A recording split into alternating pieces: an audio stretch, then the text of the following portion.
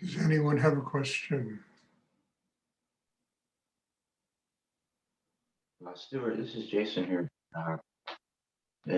Could you talk about different kinds of Shakti? What do you mean, different kinds of Shakti? Like, does it ever manifest in different ways? Well, if um, Shakti is the energy of spirit, it's the energy of a higher nature manifesting through, you know, teachers, but it also manifests as everything that exists in life is a manifestation of higher energy in the universe. The good, the bad, the ugly, the indifferent, it's all a manifestation of higher energy. So yes, it would be a manifestation of Shakti. But as I explained in a class earlier, Shakti is neither positive or negative. It's neither one. It's just energy. It's energy of spirit. It comes from a higher source of energy in the universe. And when it comes into a human being, for instance, it manifests, in their life according to the way they are living their life. If a person is living with their heart closed, with their minds yakking all the time, with a lot of neurosis, anxiety, if they're alcoholics, if they're junkies, this is how the energy is going to manifest. It doesn't come into them. Please try and sit still. It doesn't come into them, as positive or negative. It flows through them and then manifests in the world according to their level of elevation, according to their consciousness. And it's the same thing with animals. It doesn't go into an animal, it's energy. But what the creature is, their temperament, their, whatever, their fear, how they live, that's how the energy manifests in the lives of animals, the lives of insects, in the lives of everything. So what we're trying to do here is to develop a chakra system that's strong enough, that's clear enough, that's simple enough, refined enough, so that when the Shakti flows into us, it manifests in our lives as love, as compassion, as joy, as creativity, a lack of fear, a lack of insecurity. That's the work of each and every one of us. And perhaps that's how we differ from animals, is we can do that kind of work. And I hope this is clear to all of you. You can't sit around thinking that Shakti is positive and negative. It's not, it's just energy. That depends entirely upon the amount of work a human being does. That's how it manifests.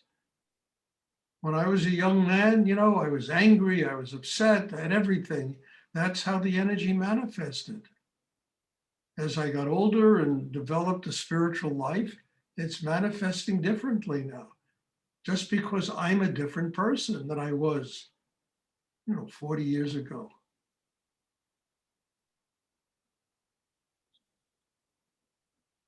Now, this comes back to each and every one of us, what we do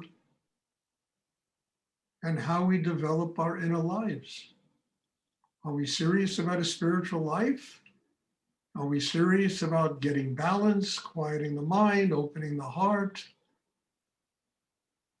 And if we make the effort and do what is essential to produce a system like that, the Shakti is going to come through us with love, with joy, with compassion, forgiveness.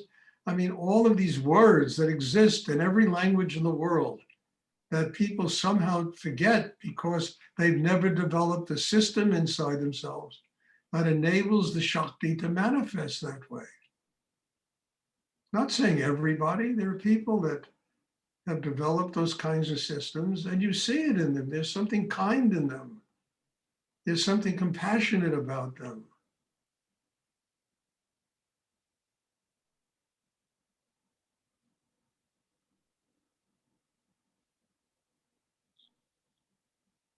I hope this is clear. This is really an important part of this meditation, because when you begin to recognize this, you begin to take full responsibility for your life. You can't blame anybody else or anything else. You take full and total responsibility for your condition in the world and how you live your life.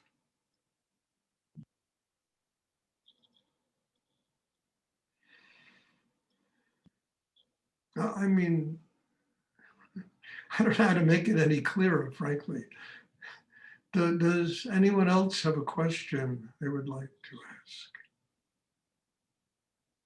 And then you can take a look in the mirror and say, this is me. You know, there are things I don't like about me that have to change. Okay, there's nothing wrong with that. It's really making the effort to change.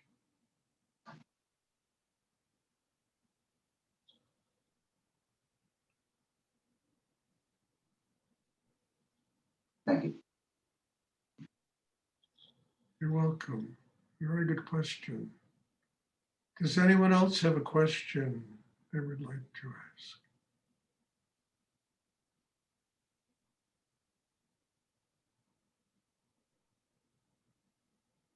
And, you know, just to finish, I like that a lot. I learned that from Rudy. You know, please try and sit still, everybody. I learned that from Rudy, you know, because I was a young person blaming the entire world, you know, for my unhappiness. And I had to change. And I had to take full responsibility for my inner condition. And when I started doing that, things started to change.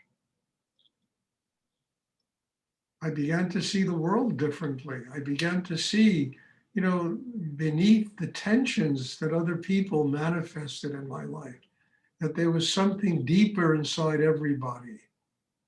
And most of the tensions that people manifest and the way they treat the world is just, I mean, basically, they're just reaching out for love. They just want to touch life somehow. It's like that character in that book, Crime and Punishment, Raskolnikov, you know? The only way you know how to touch the world is to kill that old woman. And from that point on, it was all about, you know, forgiveness and love and, you know, finding himself. And,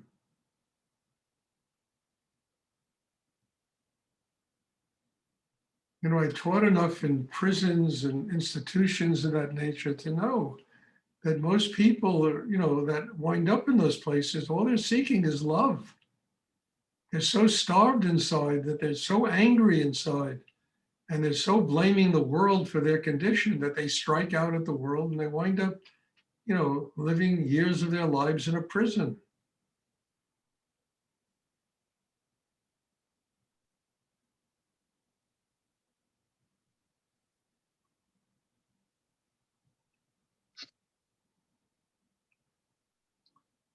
This requires really deep inner change. It requires, you know, there's a great word in the New Age, you know, transformation. This requires remarkable transformation of a human being. It's a metamorphosis. It's, you know, it's a, you know, a tadpole becoming a butterfly, or a frog, or a caterpillar becoming a butterfly, you know? It's a lotus flower growing out of muddy water. That metamorphosis, that change is essential if one is going to have a spiritual life. And it's a change that we have to really consciously make an effort to do for the rest of our lives.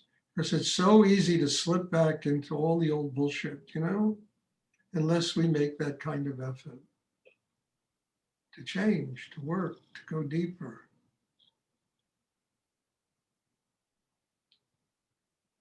Does anyone else have a question they would like to ask?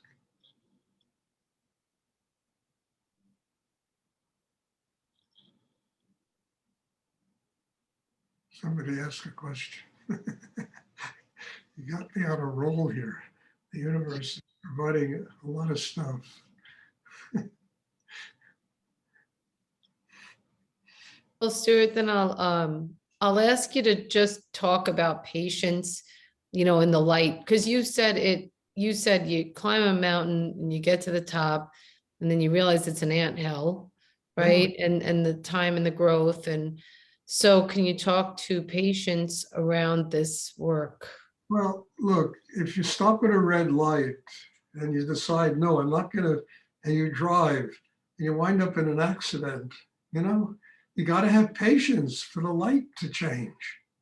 You have to have patience for the new vision to come inside you, the new growth to manifest inside you.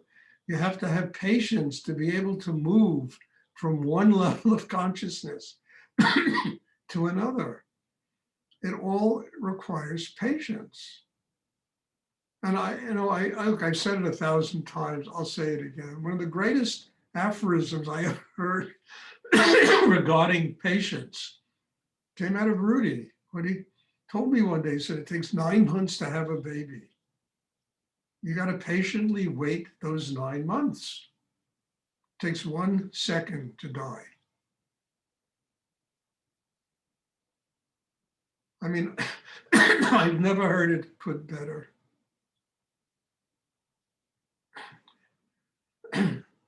It takes time to give birth to yourself. It takes time to overcome years of conditioned behavior. Excuse me, it takes time to get your mind quiet, to get your heart open. Because we live in a whole, dysfunctional reality. And we think that's reality, and it's not, it's just dysfunction. And it takes time to get out of that milieu.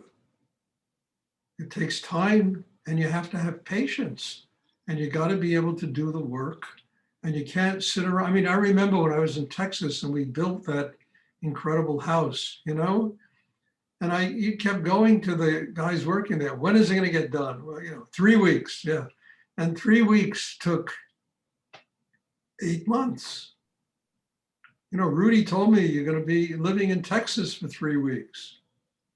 I want you to go. And 3 weeks took 9 years for me to work my way free of the situation. I had to have patience. And I had to develop consciousness that enabled me to recognize when the cycle was finished and I could move on. Without that patience, it's just rejection. You walk away from your responsibility. My responsibility was to do what Rudy asked me, was to build an ashram there. I did. And there was nothing else for me to do there, and I had to move on. But it took 9 years for that reality to be clear to me.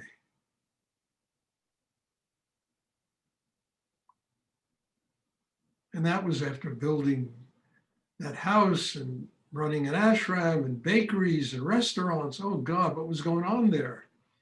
And a friend of mine, he was a truck driver there. I used to really like this guy. And he came up to me and he said, Stuart, you're the first person. This guy was like probably 75 years old, He was born in Denton. He said, you're the first person I ever met who really goosed this town.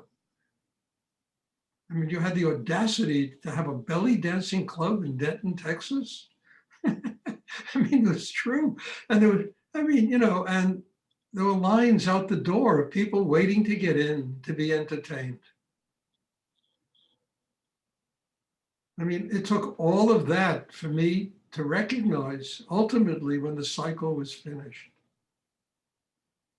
I also did it because I needed to entertain myself. I basically wanted somebody to, why did you open a restaurant? I says, nobody to eat in this town. You have to have a restaurant here,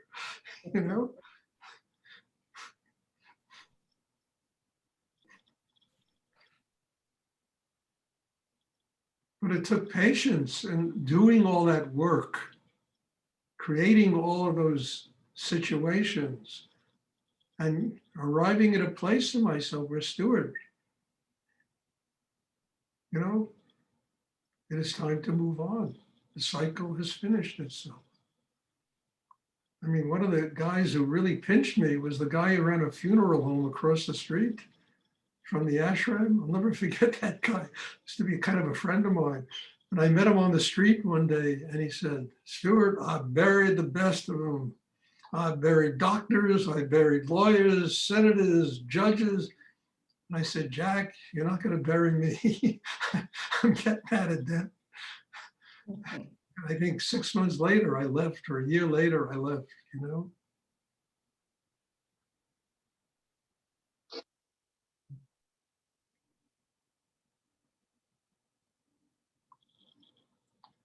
But it takes patience and it takes the willingness to do the work until the work fulfills itself, until you really have completed the cycle. Without doing that, you know, you're always stuck. You're always rejecting, walking away, not, well, you know, why do I have to do this? Why the hell did I have to live in Denton? You know, it's probably, you know, before, you know, Denton, I lived in Paris for almost 5 years. I lived in London, I lived in Berlin. You know, I lived all over the map, Marrakesh, Greece, for God's sake. And here I was in Denton, Texas. And I realized, Stuart, you have work to do here. And what you really have to do is to build an inner life. An inner life that'll get you one day strong enough to move back to New York and do what you have to do in New York. And it took 9 years.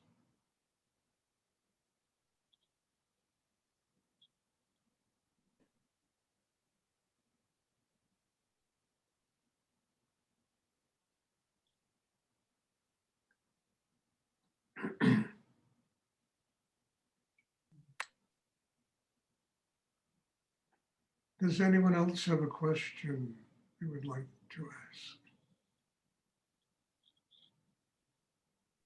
Stuart, Yes. is there a difference between the unconditional love from higher energy in the universe and Shakti, which is neutral? Is it these different energies? No, there is no difference. You know, it's like putting gasoline in your car, you know? You need to run. That energy makes it possible for us to live, to be active, to live in the world. And it's unconditional. It nurtures the worst tyrants that live on the planet Earth. It nurtures everything. It gives birth to everything that exists here. It just depends, again, on the person and how their inner life is developed. And if their inner life is developed with love, with spirit, with consciousness, that's how it manifests. If their inner life is developed with greed and anger and being pissed off at the universe, and that's how it manifests. That is our responsibility here. I hope you all understand that. To do inner work so that when this energy comes, it really helps us work out our karma. We attain a state of unconditional love, of surrender, depth, you know, et cetera, all the things I talk about. But it comes unconditionally.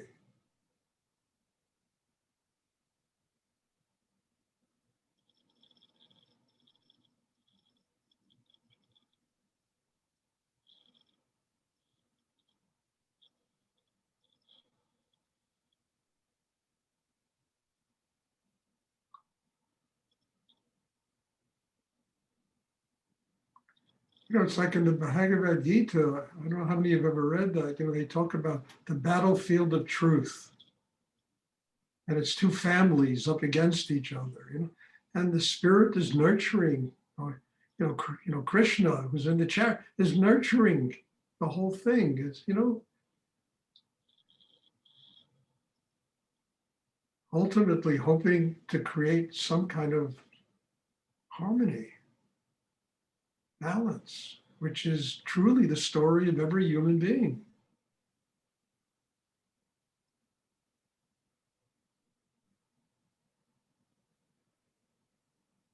So what it comes back to is we have to take responsibility for ourselves.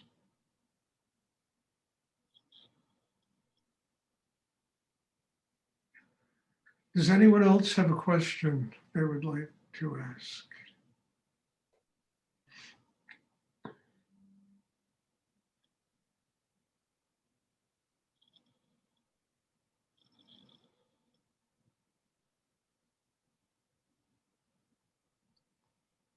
You know, I say it, I quote it all the time, but I love it. You know, it's like from Shakespeare, it's a tale told by an idiot, full of sound and fury, signifying nothing. Why does it signify nothing? Because time and death and everything in the universe eats it all up. So it becomes the drama of the moment. In one of my books, it's like a fart in a hurricane, you know? Stinks for a moment and then one day it's missing, you know, it's gone. What happened, you know?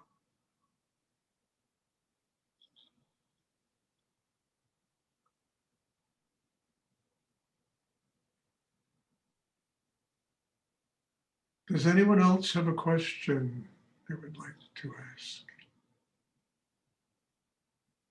Okay, then there'll be meditation on Wednesday. Happy Valentine's Day, everybody. Happy Heart Chakra Day. I hope you all had wonderful days today, full of love and, you know, and as I always end this with a lot of gratitude for all of you being here. I mean, for what manifests in these classes, because frankly, I listen to this too. I'm here to learn also. And the relationship that we have in these classes that we have makes it possible for not only you to learn, but for me to learn and for all of us to grow. So bless you for being here. And we'll have a class on Wednesday. I'm looking forward to it. Thank you. Have a good evening. Thank you, Stuart. Thank you, Stuart. Thank you, Stuart.